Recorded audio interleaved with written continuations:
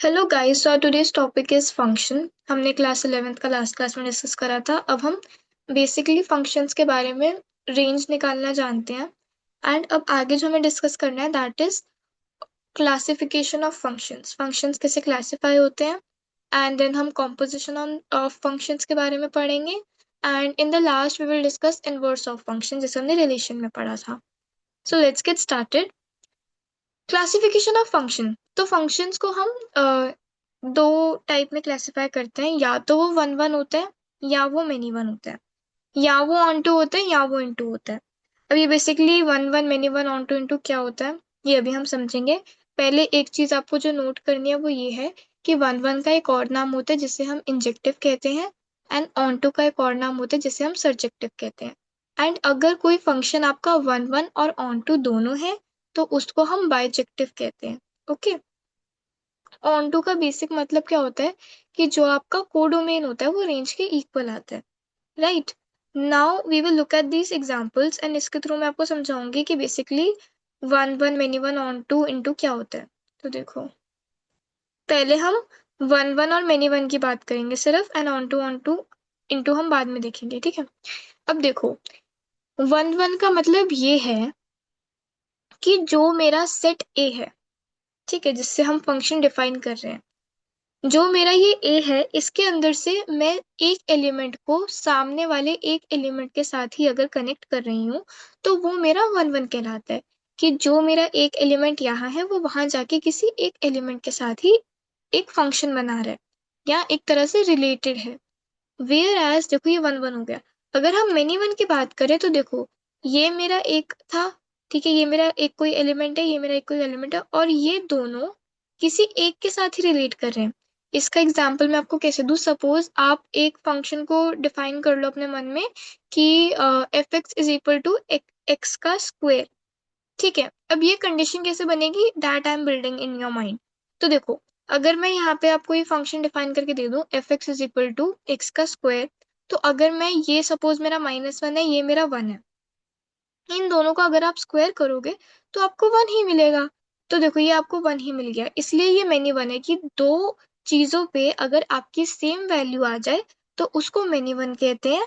और अगर सब पे आपकी अलग अलग डिफरेंट वैल्यूज आ रही हैं तो उसको आप वन वन कहते हो। सपोज यहाँ पे भी जो मेरा फंक्शन था वो डिफाइन था f x is equal to x का स्क्वायर, बट यहाँ पे जो मैंने एलिमेंट्स लिए वो थे टू थ्री फोर। तो अब टू का फोर हो जाएगा, थ्री का नाइन हो जाएगा, फोर का सिक्सटीन हो जाएगा, तो सबका एक ही स्क्वायर आ रहा है।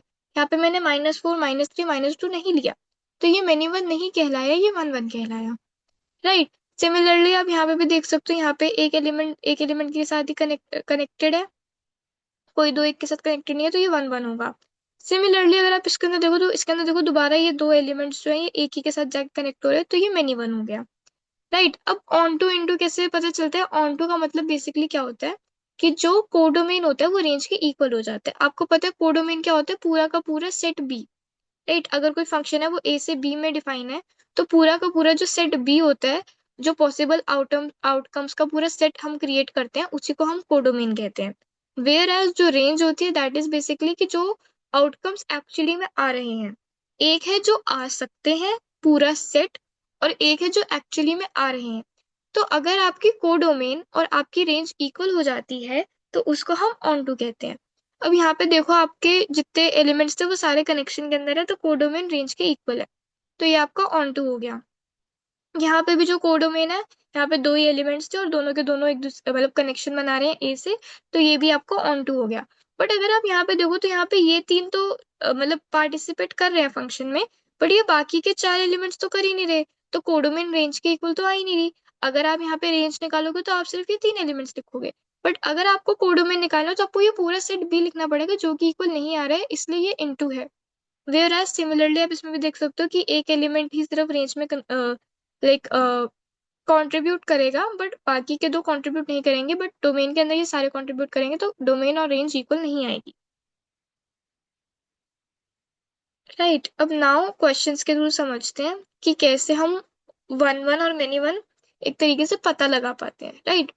तो check whether function are one one और मेनी वन। तो इसके अंदर जो पहला क्वेश्चन है दैट इज जो मैंने आपको भी एग्जांपल के अंदर सिखाया कि y is equal to x square. तो एक तो तरीका है कि आप इसका वो बना लो, ग्राफ बना लो, क्योंकि आपको y equal to x square का ग्राफ तो आता ही है। ठीक है, आप और ग्राफ कैसे बनाते हैं? ग्राफ सिंपल है। देखो, आप कोई भी वैल्यू इमेजिन कर लो x की। सपोज मैंने x की वैल्यू इमेजिन कर ली -1, तो उस पे जो आपका y आ रहा है वो 1 आ रहा है। सिमिलरली आप एक बार x को सपोज कर लो 1 इज्यूम कर लो, तो तब भी आपका y 1 आ रहा है। तो ऐसे करके ना आपको रैंडम वैल्यूज देनी होती है और उसके बेसिस पे आपको ग्राफ बनाना होता है। अगर आप 0 बनाओगे तो यहाँ पे भी 0 आएगा, तो फिर एक्स वाई को प्लॉट करोगे तो आपको ग्राफ आ जाएगा। तो आपने ग्राफ बना के देख लिया। अगर आप ग्राफ बना के देख लोगे तो आपको सेम सेम पता चल जाएगा कि यहाँ पे अगर 1 है तो 1 का भी आपको 1 आंसर मिल रहा है। अगर आप -1 को प्लॉट कर रहे हो तो उस पे भी आपको 1 आंसर मिल रहा है। तो ये मिनी वन फंक्शन है। एक तरीका ये हो गया। एक तरीका ग्राफ बना के देखने का हो गया। एक तरीका हो गया कि आप वैल्यू पुट करके देख लो।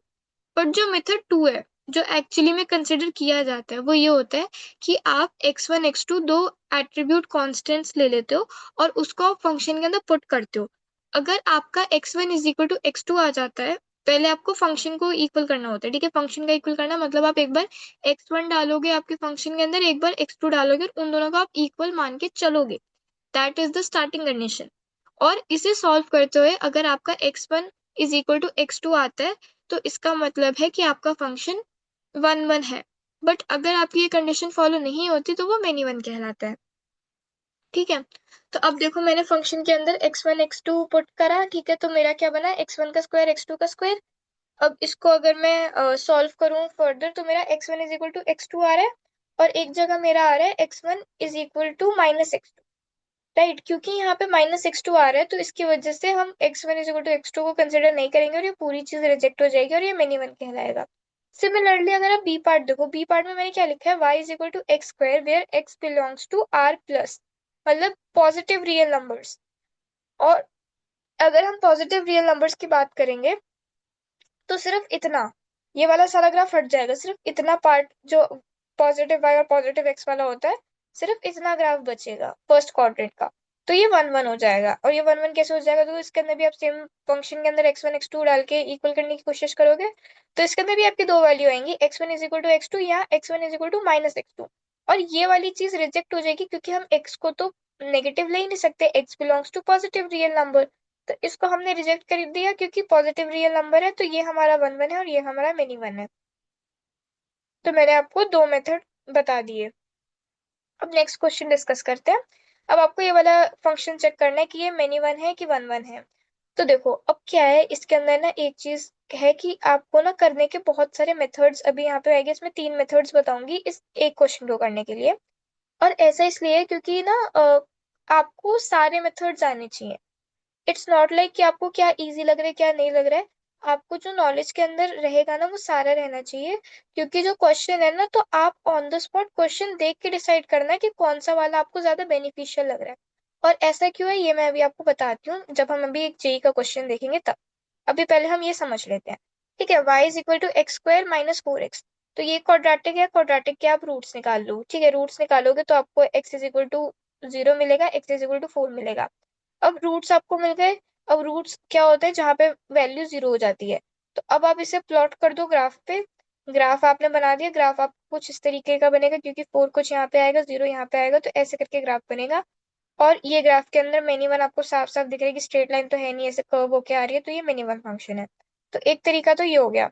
मेथड 2 क्या है? जो भी मैंने आपको पहले बताया कि फंक्शन के अंदर x1 x2 रख दो और अगर एंड में वो इक्वल आ गए तो वो 1 1 है, वरना मिनी वन है। तो इसके अंदर भी देखो, मैंने फंक्शन में वैल्यू रखी तो क्या बना? x1 का स्क्वायर प्लस 4x1, x2 का स्क्वायर प्लस 4x2। x2 का स्क्वायर मैं इधर लेगी तो x1 माइनस x2 का स्क्वायर बन गया। अब आपको पता है a square minus b square को a plus b a minus b लिखते हैं, और यहाँ पे 4x2 प्लस x1 बन गया। ये से ये कैंसिल हो गया तो हमारा x1 क्या बन गया? x1 बन गया 4 प्लस x2।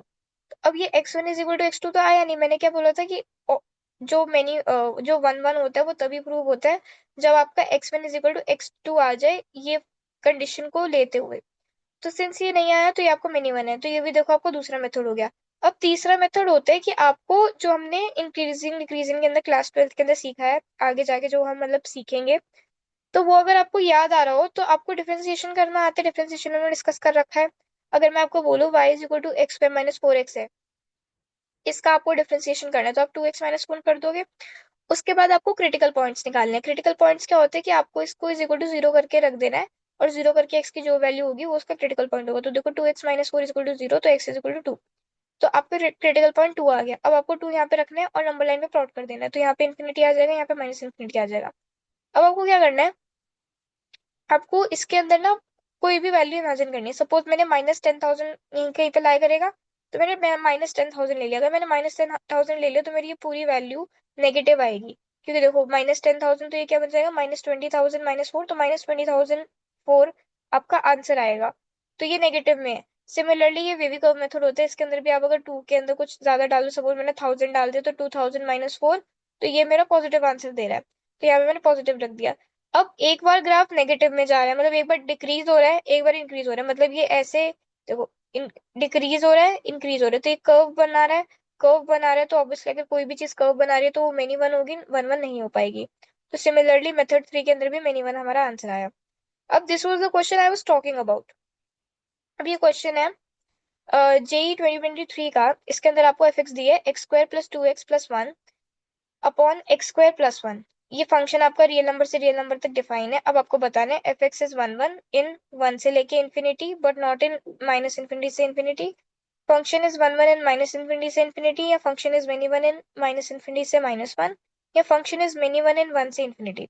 अभी आपको चार ऑप्शन आपको करना है। अब इसके अंदर आप देखो, अगर आप x1 x2 वाला मतलब फंक्शन को अंदर पहले x1 x2 लेके इक्वल रखो, फिर देखो कि x1 is equal to x2 आ रहा है नहीं आ रहा है, वो एक लॉन्ग मेथड हो जाएगा। इसका ग्राफ बनाना भी आपको थोड़ा मुश्किल लग सकता है, क्योंकि इसके अंदर इतनी सारी वैल्यूज है। तो अगर आप इसका डिफरेंशिएशन कर दो, क्योंकि it looks easy to differentiate, देखते हैं। देखो डिफरेंशिएट करके करोगे तो आंसर ज्यादा आसानी से आएगा। देखो अब मैंने क्या करा है, मैंने मेथड 3 लगाया यहाँ पे।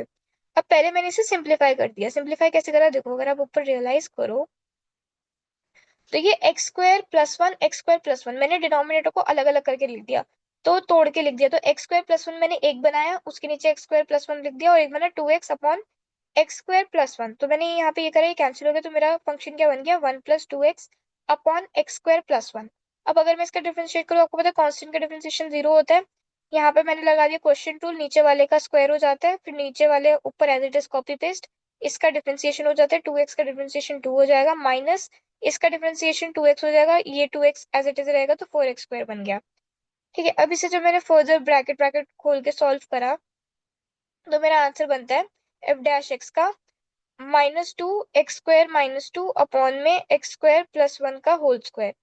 तो अब -2 मैंने कॉमन ले लिया यहाँ से। अब मेरा x² - 1 a² - b² a + b a - b, तो यहाँ पे बना x+1 x-1 अपॉन में x² + 1 का होल स्क्वायर। अब एक चीज रियलाइज करो, यहाँ पे तो मैं कुछ भी डालूं, x² + 1 का अगर स्क्वायर करोगे तो ये हमेशा पॉजिटिव आएगा, किसी चीज का भी स्क्वायर हमेशा पॉजिटिव आता है। तो इसके तो झंझट ही नहीं है। जो साइन मेरा जो डिसाइड होगा वो ऊपर वाली चीजों से होगा। ठीक है, अब मैं इसके क्रिटिकल पॉइंट्स निकालूंगी। क्रिटिकल पॉइंट्स निकालूंगी तो मैं एक बार लिखूंगी x+1 इज इक्वल टू 0, तो मेरा -1 आएगा। एक बार लिखूंगी x-1 इज इक्वल टू 0, तो मेरा +1 आएगा। अब मेरे क्रिटिकल पॉइंट्स आ गए, मैंने उन्हें नंबर लाइन पे प्लॉट कर दिया। अब आपको सिमिलरली वैसे ही चेक करना है जैसे मैंने बोला। आपको इंटरवल के बीच के अंदर एक चीज लेके रख देनी है और फिर देखना है कि नेगेटिव आ रहा है कि पॉजिटिव आ रहा है। सपोज मैंने 10,000 ले लिया, अगर मैंने 10,000 ले लिया तो ये चीज तो मेरी पॉजिटिव आएगी, ये चीज भी पॉजिटिव आएगी, पर बाहर एक नेगेटिव साइन है, तो ये अल्टीमेटली नेगेटिव हो जाएगा। सिमिलरली -1 से 1 के बीच में कोई नंबर सोचो, सपोज मैंने 0 सोच लिया। 0 सोच लिया तो देखो ये मेरा पॉजिटिव रहेगा, ये मेरा नेगेटिव रहेगा, नेगेटिव नेगेटिव पॉजिटिव, तो ये मेरा पॉजिटिव आ गया। अब -10,000 ले लो, -10,000 लोगे तो ये नेगेटिव और ये नेगेटिव, तो 3 नेगेटिव एक नेगेटिव भी बनाएंगे, तो ये नेगेटिव आ गया। अब आप एक चीज रियलाइज करो, आपसे पूछा है, अब ऊपर वाले ऑप्शन अगर आप रियलाइज करो तो आप देखो कि फंक्शन इज 1 1 1 से इन्फिनिटी। तो देखो 1 से इन्फिनिटी तो सिर्फ डिक्रीज कर रहा है। अगर डिक्रीज और इंक्रीज दोनों कर रहा होता तो मेनी वन होता, तो ये फंक्शन तो 1 1 ही है, 1 से लेके इन्फिनिटी तक, but not in minus infinity से इन्फिनिटी। क्योंकि देखो नीचे जा रहा है, ऊपर जा रहा है, नीचे जा रहा है, तो मेनी वन तो नहीं है, मतलब 1 1 तो नहीं है किसी भी एंगल से। 1 1 का मतलब तो ये है कि एक ही लाइन जाएगी, सिर्फ एक चीज पे एक ही आंसर मिल रहा है। बट अगर आप ऐसे ऐसे अगर मैं कोई जिगजैग सा बना दूं तो एक पे बहुत सारे आंसर मिलेंगे। तो सिमिलरली इसका जो आंसर होगा वो यही होगा कि फंक्शन इज 1 1 1 से लेके infinity, but not in minus infinity से इन्फिनिटी। अब ये तो हमने many one one one discuss कर लिया। अब we will discuss onto और इन टू। अब ये कैसे करते हैं, मैंने आपको स्टार्टिंग में बताया था कि आपकी जो कोडोमेन होती है वो रेंज की इक्वल करनी होती है। अब आपसे पूछे check whether function are one one और ऑन टू, वन वन और ऑन टू नहीं, सॉरी, ऑन टू और इन टू। अब यही रीजन था जो पिछली क्लास के अंदर मैंने आपको सारा रेंज निकालने का तरीका बताया था, क्योंकि this is the most important part for this perfect scenario. क्योंकि अब इसके अंदर आपको क्या करना पड़ेगा, आपको इसके अंदर जो रेंज है वो निकाल के, आप ये देखो कोडोमेन आपको दे रखी है -4 से 1 क्लोज्ड ब्रैकेट, तो आपको ये देखना पड़ेगा कि ये दोनों सेम आ रही है कि नहीं आ रही। अगर ये सेम आ रही है तो ऑन टू है, अगर नहीं आ रही तो इन टू है, और इसके लिए आपको रेंज निकालनी होगी। अब रेंज निकालने का तरीका क्या था, इसको आप ऊपर मल्टीप्लाई कर दोगे और इससे फिर आप एक्स की फॉर्म के अंदर लिखोगे, मतलब वाई की फॉर्म के अंदर एक्स को आप रिप्रेजेंट करोगे। तो देखो नीचे जाके मैंने सॉल्व करा, मैंने एक्स की फॉर्म में वाई को रिप्रेजेंट कर दिया, बस बस क्रॉस मल्टीप्लाई करके सॉल्व करा। उसके बाद आपको पता है जो अंडर रूट होता है वो हमेशा या तो बड़ा होता है या जीरो के इक्वल होता है, वरना वो इमेजिनरी में चला जाएगा, जो कि हम नहीं चाहते। ठीक है, अब उसके बाद मैंने क्या करा, दोनों की तरफ मैंने स्क्वायर कर दिया, स्क्वायर कर दिया, जीरो का स्क्वायर जीरो रहता है। उसके बाद मैंने क्या करा, जो नेगेटिव था, आपको पता है नेगेटिव अगर मल्टीप्लाई करते हैं तो जो हमारा इनइक्वालिटी का साइन होता है वो चेंज हो जाता है। तो देखो ये मैंने इनइक्वालिटी का साइन चेंज कर दिया। अब यहाँ से अगर आप निकालोगे तो आपका जो y है वो -4 से 1 के बीच में लाई कर रहा है। ठीक है, तो मैंने y की जो रेंज निकाली -4 से 1, बट 1 इसमें इंक्लूड नहीं है। 1 इसमें क्यों इंक्लूड नहीं है, देखो अगर आप यहाँ पे 1 लिख दोगे तो ये नॉट डिफाइन हो जाएगा, और अगर ये नॉट डिफाइन हो जाएगा तो आप इसको रख नहीं सकते उस वैल्यू के अंदर।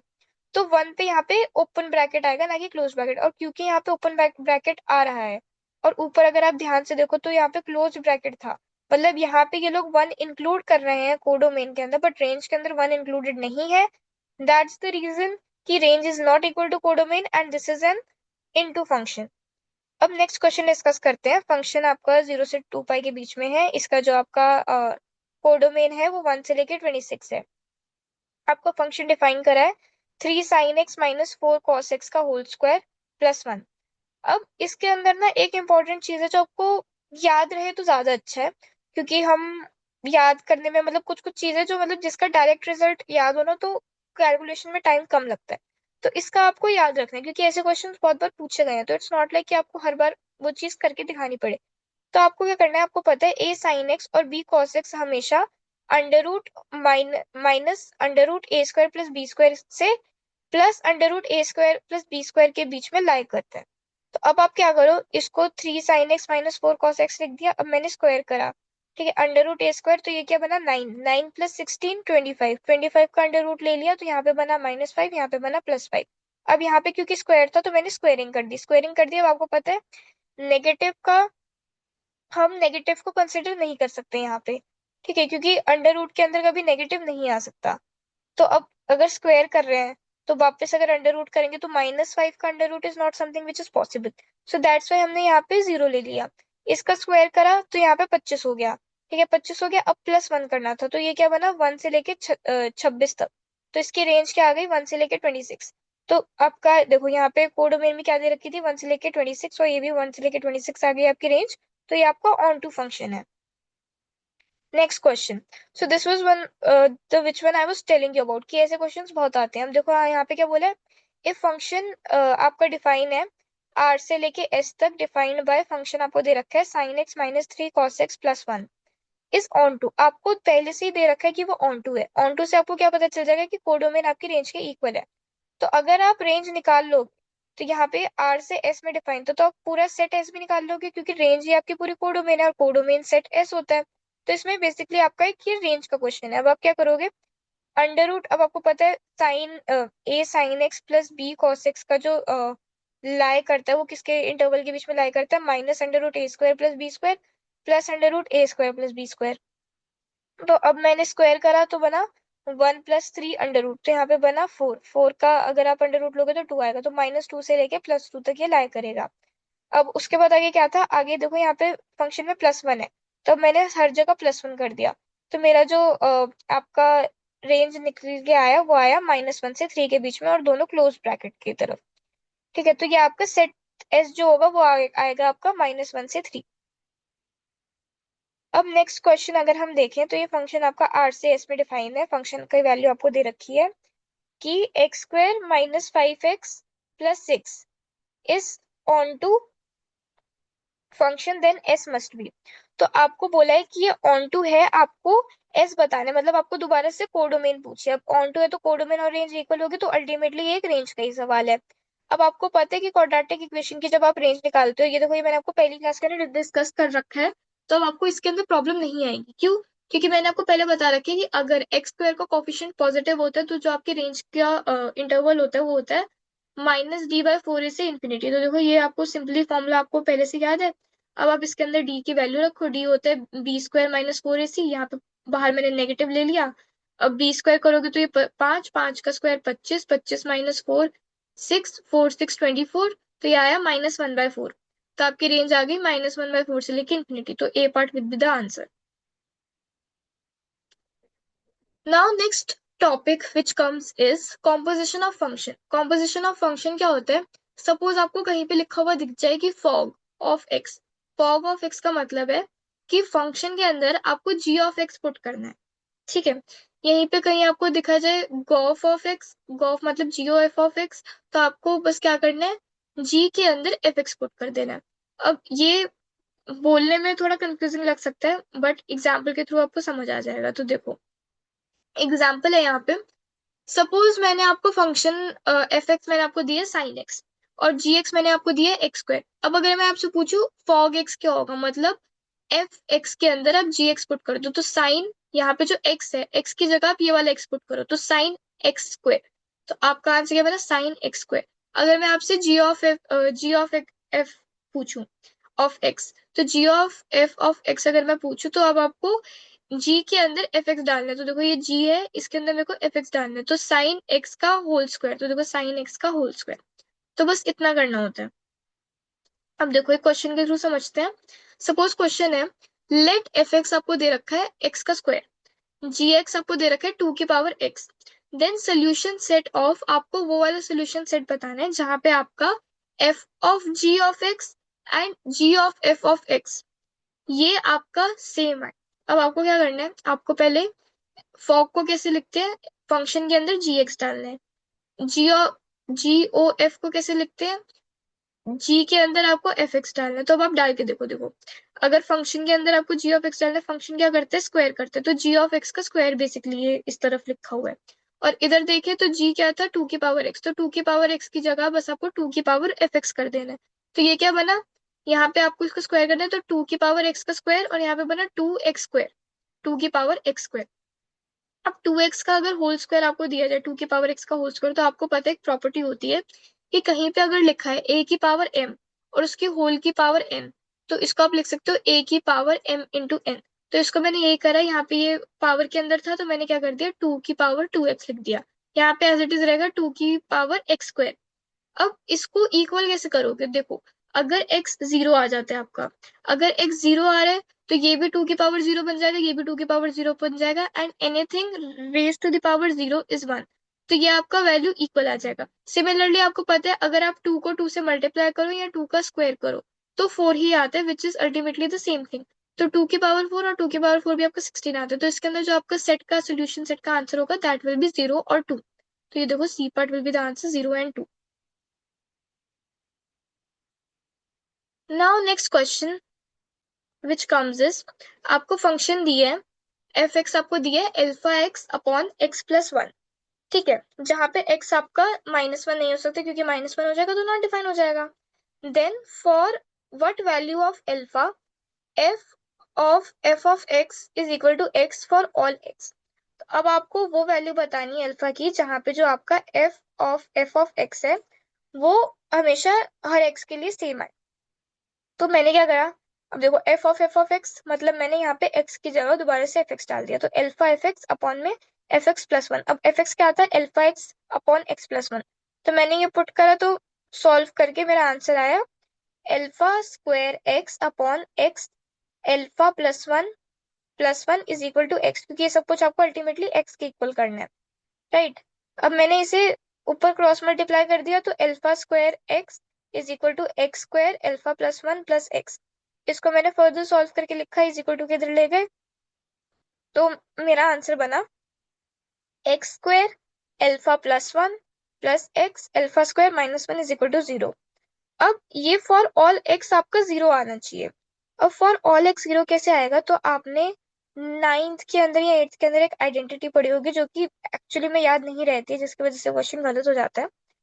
अब ये चाहते हैं कि ये हमेशा जीरो रहे, तो ये जीरो उसी केस में रहेगा जब इसका, सपोज आपको मैं बोलूं कि a x square plus b x plus c is equal to zero for all x. ये हमेशा जीरो तो नहीं रह सकता, ये हमेशा जीरो। देखो अगर मैं आपको नॉर्मली बोलूं कि ये जीरो कब आएगा, तो आप रूट्स बोल दोगे कि देखो सिंस ये एक क्वाड्रेटिक इक्वेशन है तो इसके दो रूट्स मिलेंगे और उन दो रूट्स के अंदर इसकी वैल्यू जीरो होगी। पर अगर मैं पूछूं कि फॉर ऑल एक्स ये जीरो कब रहेगा, तो ये सिर्फ एक ही सिनेरियो में हो सकता है कि आपका ए का कोफिशिएंट, मतलब ये जो एक्स स्क्वायर का कोफिशिएंट है, जो एक्स का कोफिशिएंट है और जो सी का कोफिशिएंट है वो जीरो हो। क्योंकि अगर ये तीनों जीरो हो जाएंगे तो ultimately is equal to zero करके फॉर ऑल एक्स आपकी वैल्यू जीरो आएगी। तो अब इसके अंदर आपको क्या करना पड़ेगा, एल्फा प्लस वन जो इसका एक्स स्क्वायर का कोफिशिएंट है इसको आपको जीरो रखना है, और एल्फा स्क्वायर माइनस वन इसको आपको जीरो रखना है। तो एल्फा प्लस वन जब आप जीरो रखोगे तो एल्फा की वैल्यू माइनस वन आई। अब alpha square is equal two plus one, तो यहाँ पे दो वैल्यू आ रही है, एल्फा या तो प्लस वन हो सकता है या माइनस वन हो सकता है। जो कॉमन वैल्यू आएगी वो आप कंसिडर करोगे, तो इसके अंदर आपका आंसर आ जाएगा alpha is equal to minus one. ये वैल्यू होगी तो आपका एक्स हमेशा जीरो रहेगा। Now let's discuss the next question. यहाँ पे आपको एफ ऑफ एक्स दी है, ठीक है। इसके अंदर ये थोड़ा इंटरवल वाला क्वेश्चन है, that's why I have like added this in the slide. तो देखो फंक्शन आपको दो तरीके से डिफाइन करके दे रखा है। एक है वन प्लस मॉड एक्स, ये तब लेना है जब आपका एक्स जो है that is less than minus one. और ये है देखो ग्रेटेस्ट इंटीजर फंक्शन है ये, ठीक है। तो इसलिए ये स्क्वायर ब्रैकेट के अंदर मैंने इंक्लूड करा, तो ये तब होगा जब आपका x is greater than equal to minus one. अब आपको वैल्यू ऑफ -2.3 निकालनी है। तो आप कैसे निकालोगे, देखो -2.3 कहाँ आएगा, आप समझ सकते हो। -2.3 माइनस वन से छोटा है, तो आपको यहाँ पे वैल्यू रखनी पड़ेगी। और -2.3 या मॉड लग के +2.3 हो जाएगा। तो आपका फंक्शन के अंदर क्या आ गया, 3.3 आ गया, क्योंकि इसे सॉल्व करा तो 1 + 2.3 3.3। अब फंक्शन ऑफ 3.3, अगर आप 3.3 डालोगे तो 3.3 इज ग्रेटर देन -1। सो इसे आपको ग्रेटेस्ट इंटीजर फंक्शन के अंदर डालना पड़ेगा। और आपको पता है ग्रेटेस्ट इंटीजर फंक्शन डेसिमल हटा के जो सबसे कम वैल्यू होती है वो देता है। सपोज अगर मैं यहाँ पे 3.7 लिखती तो भी 3 आता है, 3.3 लिखा है तो भी मेरा जो आंसर आएगा वो 3 आएगा। तो इसका आंसर आपका 3 हो जाएगा। और अगर यहाँ पे मैं 4.1 लिखती तो मेरा आंसर 4.1 लिखती तो 4 आता। तो आपको पता है ग्रेटेस्ट इंटीजर फंक्शन कैसे वर्क करता है। इसमें बस इंटरवल वाली चीज थी कि कब कौन सी वैल्यू कहाँ जाएगी, तो इसलिए मैंने ये ऐड करा। Now I guess we can discuss JEE 2023 questions, जो कि क्या है, देखो बहुत इजी क्वेश्चन है। ये क्वेश्चन थोड़े से लेंदी होते हैं, बट एक बार आपको बस अंडरस्टैंडिंग डेवलप करनी है, then it will be easy. अब JEE 2023 के अंदर क्या है, let f be a function defined as, f x आपको दिया है x-5 अपॉन x-3। यहाँ पे x आपका 3 और 2 नहीं हो सकता। अब आपको दिया है कि f की power k x denotes the composition of f with itself taken k times. इसका मतलब क्या है कि इन्होंने आपको एक एनालॉग टाइप दे दिया, एनालॉगी दे दी कि इसके अंदर अगर f की पावर k x है, इसका मतलब है कि फंक्शन को फंक्शन के साथ एक कॉम्पोजिशन करा गया, जैसे हमने g of x f of x पढ़ा है, मतलब फॉग और जी ओ एफ पढ़ा है, वैसे ही एफ ओ एफ है। और वो के टाइम्स है, जितनी बार ये मतलब के की जो भी पावर होगी उस टाइम। देखो इन्होंने एक्सप्लेन भी कर रखा है सच दैट अगर मैं लिखूं f³ x, इसका मतलब है कि f x, then function, then which one of the following is not correct. अब इसके अंदर आपको ये ऑप्शंस दिए हैं। अब इसे आप कैसे करोगे, देखो आप एक चीज रियलाइज करो कि अगर यहाँ पे सपोज पहला पहला ही ऑप्शन देखो, आप यहाँ पे लिखा है 212, तो अब आप बैठ के 212 बार तो फंक्शन के अंदर वैल्यू पुट कर नहीं पाओगे, मतलब पागल हो जाओगे ऐसे करोगे। तो जब भी आपको कोई भी ऐसी वैल्यू दिखे कि इतनी बार ये चीज लग नहीं सकती, इतनी बार ये चीज सॉल्व कैसे ही होगी, तो जेई के अंदर ये चीज बहुत इजी रहती है समझनी, कि इसका मतलब ये है कि आपको बस वो 4 से 5 बार करके देखना है और आपको एक पैटर्न मिलेगा, और उस पैटर्न के बेसिस पे आप ये जो पावर है 2012 2009 ये आप इजिली सॉल्व कर पाओगे। तो देखो मैंने क्या करा है, सबसे पहले हमने we will find the pattern, हम पैटर्न फाइंड करेंगे। तो एफ एक्स था आपका x minus five upon x minus three. अब मैं आपसे पूछू एफ ऑफ एक्स क्या बनेगा, तो यहाँ पे आप एफ एक्स माइनस फाइव कर दोगे, यहाँ पे एफ एक्स माइनस थ्री कर दोगे। अब एफ एक्स की जगह क्या रखना पड़ेगा आपको, x minus five upon x minus three. तो यहाँ पे मैंने लिख दिया x minus five upon x minus three minus five upon x minus five upon x minus three minus three.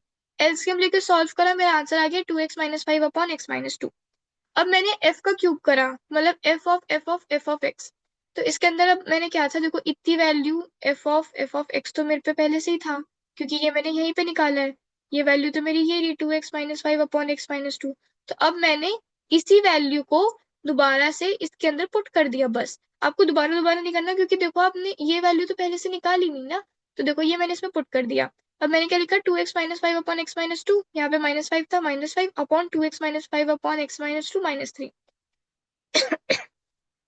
LCM लेके मैंने सॉल्व करा, मेरा आंसर आया minus three x plus five upon minus x plus one.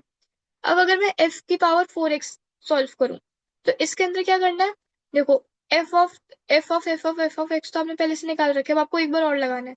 तो मतलब minus three x plus five upon minus x plus one minus five upon minus three x plus five upon minus x plus one minus three.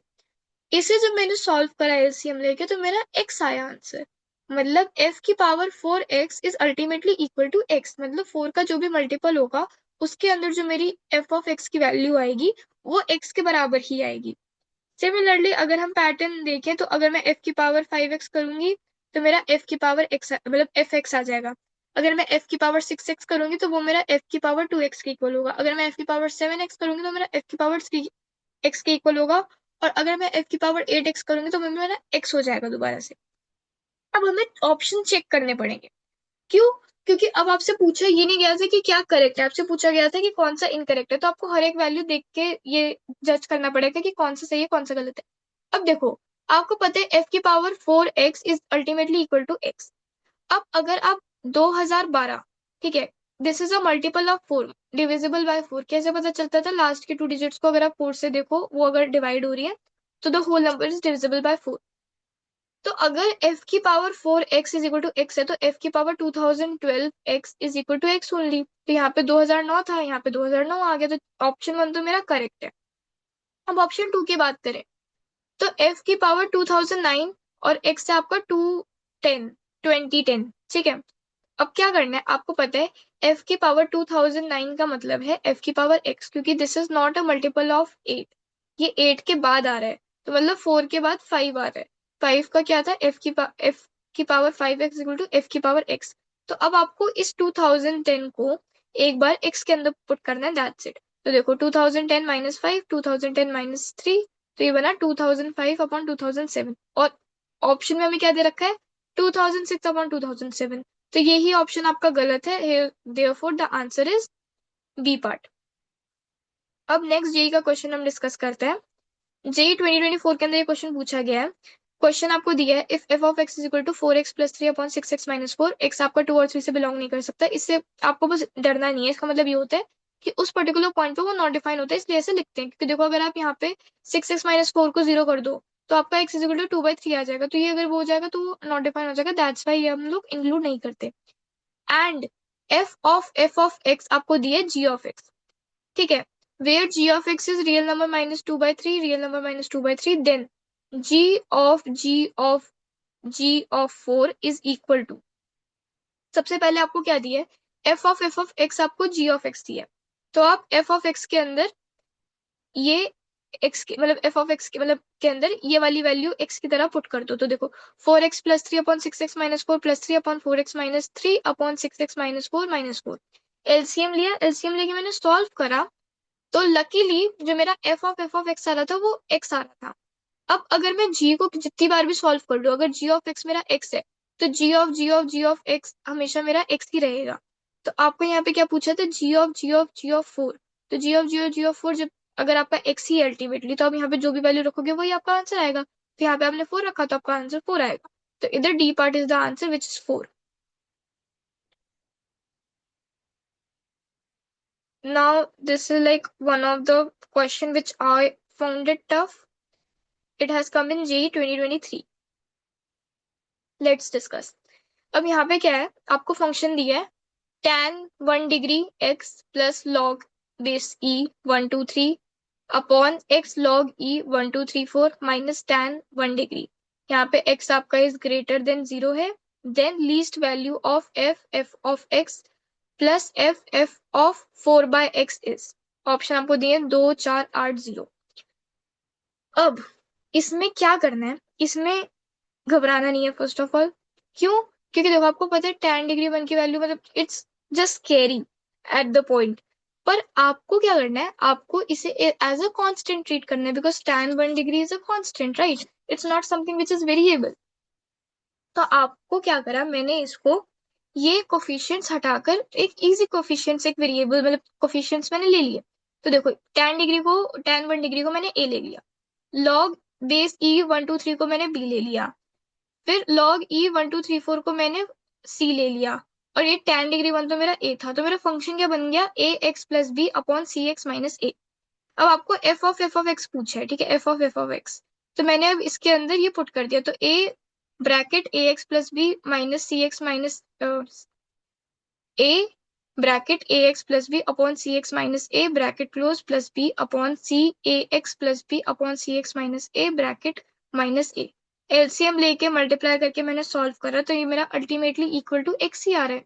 So it's nothing to be scared of. अगर आपको कभी कोई ऐसा अजीब सी चीज दिखे, तो आप उसको अपनी अंडरस्टैंडिंग के हिसाब से एक कोफिशिएंट उसकी जगह पे वो ना लिखने के बजाय कोफिशिएंट लिख लो, ताकि आपका आंसर इजी लगे। तो देखो इसका मेरा अल्टीमेटली इक्वल टू एक्स आया। अब मेरे को क्या पूछे, f of x plus f of 4 by x की लीस्ट वैल्यू। तो देखो एफ ऑफ एक्स ये है, तो अब मेरा क्वेश्चन क्या बन गया, एक्स प्लस 4 बाय एक्स की लीस्ट वैल्यू। अब रेंज के क्वेश्चंस के अंदर अगर आपको याद हो, लास्ट क्लास के अंदर ही लास्ट में मैंने एक तरीका बताया था AMGM के नाम से। तो इसके अंदर हम रेंज निकालने के लिए वो करेंगे और हमें लीस्ट वैल्यू पता चल जाएगी। तो देखो AMGM के अंदर क्या होता था कि हम दोनों टर्म्स को प्लस करके अपॉन 2 करते थे, और जियोमेट्रिक मीन क्या होता था, अंडर रूट दोनों जो भी उसकी टर्म्स होती थी उसे मल्टीप्लाई कर देते थे। तो 4 बाय एक्स इंटू एक्स तो कट गया, तो अंडर रूट 4, तो आपका 2 बन गया। ये जो नीचे का 2 था ये मैं ऊपर मल्टीप्लाई में लेगी, तो आपका क्या बना, 4 by x plus 4 is greater than equal to 4। तो या तो ये बड़ा हो सकता है या इक्वल होता है 4 के। आपसे लीस्ट वैल्यू पूछी थी तो इसकी लीस्ट वैल्यू 4 आएगी, तो b part will be the answer. Now the last topic which comes is inverse of a function. Inverse of a function का मतलब क्या होता है, देखो सपोज g है आपका 369, और ये 1 2 3 आपकी वैल्यू दे रहा है फंक्शन के साथ, और फंक्शन आपका डिफाइंड है y is equal to x by 3। तो अब आप देखो, अगर आप g ऑफ 3 पूछो, मतलब g ऑफ 3 पूछो, तो मतलब आपको x को 3 पुट करना है, तो 3 बाय 3 इज 1, ठीक है, तो आपका 1 वैल्यू आएगी। अगर आप g ऑफ 6 पूछो, तो 6 बाय 3 इज 2, तो आपकी 2 वैल्यू आएगी। अगर आप g ऑफ 9 पूछो, तो 3 बाय 3 इज 3, तो आपका मतलब 9 बाय 3 इज 3, तो आपका 3 वैल्यू आएगी। सिमिलरली अगर आप फंक्शन के अंदर पुट करो, फंक्शन का मतलब क्या है कि मल्टीप्लाई करना है, तो क्या हो जाएगा, आपको 1 को मल्टीप्लाई करना है 3 से, मतलब it is basically y is equal to 3x। तो अब क्या करना है, इनवर्स के अंदर आपको उल्टा हो जाता है, तो एफ ऑफ 1 करोगे तो 1 इंटू 3 3, 2 इंटू 3 6, तो एफ ऑफ 3 क्या हो जाएगा, 3 इंटू 3 9। तो ऐसे करके हम डिफाइन करते हैं। अब एक चीज आप रियलाइज करो, अगर मैं आपसे पूछूं कि एफ ऑफ जी ऑफ 3 क्या है, तो देखो एफ ऑफ जी ऑफ 3, तो पहले आप जी ऑफ 3 देखो, जी ऑफ 3 क्या होता था, जी ऑफ 3 मतलब कहाँ से स्टार्ट कर रहे हैं, बी से स्टार्ट कर रहे हैं। जी ऑफ 3 आपका 1 है, तो एफ ऑफ 1 है। अब एफ ऑफ 1 आपका क्या था, एफ ऑफ 1 आपका 3, तो हम दोबारा यहाँ से लेके इस पे आ गए, ठीक है। तो ये इस कंडीशन को हम आइडेंटिटी फंक्शन बोलते हैं। जब आपकी एक चीज आप जहां से स्टार्ट करो और वो दोबारा वापस वहीं पे आ जाए। देखो f of g of three आपका बी के अंदर था, इसका आपने जी ऑफ 3 देखा तो आप इधर ले गए 1 की तरफ। उसके बाद आपका एफ ऑफ 1 पूछा गया, एफ ऑफ 1 आपका दोबारा से 3 था, आप दोबारा इधर आ गए। So this is known as identity function. अब एल्गोरिदम क्या है, to find inverse of a function. आप किसी भी चीज का इनवर्स कैसे निकालते हो, तो स्टेप 1 होता है write y is equal to f x, और आपको रिप्लेस कर देते हैं, जहां जहां x लिखा है वहां वहां y लिख दो, जहां y लिखा है वहां x लिख दो। फिर आपको क्या करना होता है, find the value of y। फिर आप y की वैल्यू फाइंड करो, और वही आपका f इनवर्स x होता है। तो क्वेश्चंस के थ्रू समझेंगे तो इजीली समझ आएगा। So first question is y is equal to log base a x plus under root x square plus 1। अब ये क्वेश्चन मैंने क्यों इंक्लूड करा, there is a special reason behind it, क्योंकि इसके अंदर ये एक आइडेंटिटी यूज होती है which are like not more people know this identity और दिस लाइक बेसिकली फॉर्मूला और समथिंग, जिसकी वजह से वो लंबा लंबा सॉल्व करते हैं, टाइम वेस्ट होता है। तो देखो इसके अंदर क्या है, मैंने पहले क्या बोला था, एक्स की जगह वाई रख दो, तो यहाँ पे वाई था, यहाँ पे एक्स कर दिया, यहाँ पे एक्स था, यहाँ पे वाई कर दिया, तो मेरा क्या बन गया, x is equal to log a y plus under root y square plus one. अब एक चीज होती है कि जो t square under root t square plus one plus t और under root t square plus one minus t, ये एक दूसरे के रेसिप्रोकल होते हैं। अब मैंने क्या करा, मैंने ना लॉग को पावर के अंदर भेज दिया, तो लॉग को जब मैंने हटा दिया तो ये पावर के अंदर चला जाएगा, तो मेरा क्या बना, मेरा फाइनल जो मेरी चीज बनी वो बनी y plus under root y square plus one is equal to a की पावर एक्स। अब सिंस ये रेसिप्रोकल होते हैं, तो मैंने क्या लिखा, minus y plus under root y square plus one is equal to one upon a की पावर एक्स। अब मैंने इन दोनों को एलिमिनेशन मेथड लगा दिया, तो साइन चेंज हो गया, प्लस माइनस माइनस, तो मेरा जो आंसर बना that is y is equal to one by two a की power x minus one upon a की power x, and that will be the answer. Now the next question comes is, suppose आपको दिया है f x is an invertible function, आपको पता है कि f x एक इन्वर्टेबल फंक्शन है, और जी एक्स आपको गिवन है, g x is equal to two f x plus five, then find the value of g inverse x. तो आपको चार ऑप्शन दिए, आपको इनमें से जी इनवर्स एक्स बताना क्या होगा। तो देखो अगर मैं जी की वैल्यू वन रखूं, तो ये मेरी एफ की वैल्यू भी वन हो जाएगी, तो जी की value one is equal to F की वैल्यू वन, यहाँ पे टू भी आएगा, यहाँ पे टू मिसिंग है गलती से, मैंने नहीं लिखा, वेट, यहाँ पे टू आएगा क्योंकि फंक्शन के अंदर टू है, ठीक है, यहाँ पे भी टू आएगा, ठीक है। तो देखो ये टू आता है, ठीक है, क्योंकि देखो g x is equal to two f x plus five, तो ये two f one plus five, अगर मैं जी की पावर मतलब जी टी अगर मैं निकालना चाहूँ तो वो हो जाएगा two f t plus five. ऐसे अगर मैं जी एक्स निकालना चाहूँ तो वो हो जाएगा two f x plus five. अब यहाँ पे क्या पूछे, जी इनवर्स एक्स पूछे, तो एक्स की जगह मुझे जी इनवर्स एक्स रखना है, तो एक्स की जगह मैं जी इनवर्स एक्स रख दूं, तो g inverse x two f g inverse x plus five. अब जी और जी इनवर्स एक्स आपस में कैंसिल हो जाएगा, तो सिर्फ एक्स बचेगा, तो देखो x two f g inverse x plus five. अब इधर आप इसे माइनस में ले जाओ, तो एक्स माइनस फाइव, ये मल्टीप्लाई में था डिवाइड में चला गया, x minus five by two f g inverse x bracket में आ गया। अब आपको क्या करना पड़ेगा यहाँ पे क्योंकि देखो आपको जी इनवर्स एक्स निकालना है, तो जी इनवर्स एक्स निकालने के लिए यहाँ पे एफ एक्स्ट्रा आ रहा है, तो एफ को हटाने के लिए अगर आप एफ इनवर्स से मल्टीप्लाई कर दोगे दोनों जगह पे, तो आपका एफ हट जाएगा। तो देखो यहाँ पे मैंने एफ इनवर्स से मल्टीप्लाई कर दिया, तो f inverse x minus five by two is equal to g inverse x, and this will be the answer. तो देखो यहाँ पे कौन सा पार्ट था answer, d part is the answer.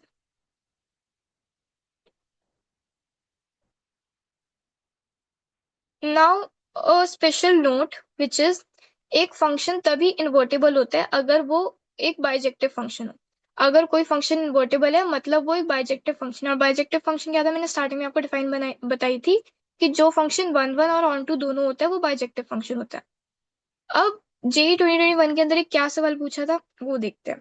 Consider function ए से बी जा रहा है और जी एक फंक्शन है बी से सी जा रहा है, ए बी सी आपका रियल नंबर्स के सबसेट है, such that g of f inverse exist then. तो अब जी ऑफ एफ इनवर्स कब एग्जिस्ट करेगा, जब जी ऑफ एफ इनवर्स एक बाइजेक्टिव फंक्शन होगा। और बाइजेक्टिव फंक्शन कैसे पता चलेगा, देखो इसका आंसर क्या होगा, F is one one and G is onto, तो एफ का वन वन होना जरूरी है, जी का ऑन टू होना जरूरी है। अब ये हमने कैसे डिसाइड करा, वो मैं देखो आपको इस डायग्राम के थ्रू समझाती हूँ। ए बी में जा रहा है, बी सी में जा रहा है, तो मतलब एक्स की जगह आपको एफ एक्स रखना है और फिर एफ एक्स की जगह आपको जी एक्स रखना है, ऐसे करके आपकी जी ऑफ एफ आपको पता चलेगा। अब इसका इनवर्स करना है, तो देखो अगर यहाँ पे कोई और एलिमेंट होता है एक्स्ट्रा, अगर ये ऑन टू नहीं होता, ठीक है, अगर आपका जी जो है जी फंक्शन है, अगर वो ऑन टू नहीं होगा, इसका मतलब क्या है, ऑन ऑन टू क्या था बेसिकली कि codomain is equal to range, अगर इसके कोडोमेन रेंज के इक्वल नहीं होगी, इनवर्स का मतलब क्या है कि पहले फंक्शन हम ऐसे तो कर रहा था ए से बी बी से सी, अब ये सी से बी और बी से ए जाएगा, राइट। तो अगर ये कोडोमेन और रेंज इक्वल नहीं हुई, मतलब फंक्शन का जो आपका स्टार्टिंग पॉइंट है, मतलब अब जब इनवर्स आपका सी से शुरू होगा, तो आपने एक चीज रियलाइज करी होगी कि हर एक एलिमेंट सामने वाले एलिमेंट से कनेक्टेड होना चाहिए, पहली कंडीशन ये थी। और दूसरी कंडीशन कंडीशन ये थी कि एक एलिमेंट एक साथ दो एलिमेंट के साथ रिलेशन नहीं बना सकता, तभी वो फंक्शन कहलाएगा। तो अगर ये ऑन टू नहीं हुआ, तो बचे हुए एलिमेंट्स का इनवर्स नहीं हो पाएगा, इसकी कोई भी वैल्यू ही नहीं आएगी, तो ये तो ऑन टू होना ही होना चाहिए। अब ये मैनी वन क्यों नहीं हो सकता, क्योंकि देखो अगर ये यहाँ से सपोज ये ऑन टू बन गया, ठीक है, अब इसकी वैल्यू यहाँ पे गई, मतलब अब क्या इनवर्स निकालना है, तो सी से बी जाएगा, बी से ए जाएगा। तो देखो अब बी से अगर ये ए जाएगा और अगर इसकी दो वैल्यू हुई, अगर ये ए वाला जो मतलब एफ वाला जो फंक्शन है अगर वो मैनी वन हुआ, तो अब इसके अंदर दो वैल्यू अगर आप नॉर्मली बात करो तो आ सकती है, बट अगर आप फंक्शन की बात करो तो वो नहीं आ सकती, क्योंकि फंक्शन के अंदर हमने सीखा है कि अगर कोई फंक्शन दो वैल्यू देगा, मतलब अगर कोई रिलेशन दो वैल्यू देगा तो वो फंक्शन नहीं कहलाएगा। तो सपोज आप ऐसे इमेजिन कर लो कि ये एक बटन है, ठीक है, रिमोट का बटन है टीवी का, एंड मैं अगर एक ही चीज से दो चीजें तो नहीं चला सकती ना। अगर मैं एक बटन है, अगर मैं पावर ऑफ वाला बटन दबा रही हूँ, तो ऐसा उससे पावर ऑफ ही हो सकती है सिर्फ, उससे वॉल्यूम अप एंड डाउन तो नहीं हो जाएगा। तो दैट्स द रीजन कि दो वैल्यू नहीं आ सकती फंक्शन में, वरना वो फंक्शन नहीं कहलाएगा। तो C part will be the answer कि एफ जो है वो आपका वन वन होना चाहिए और जी आपका ऑन टू होना चाहिए। So C part is the answer, and that's all for today. Thank you.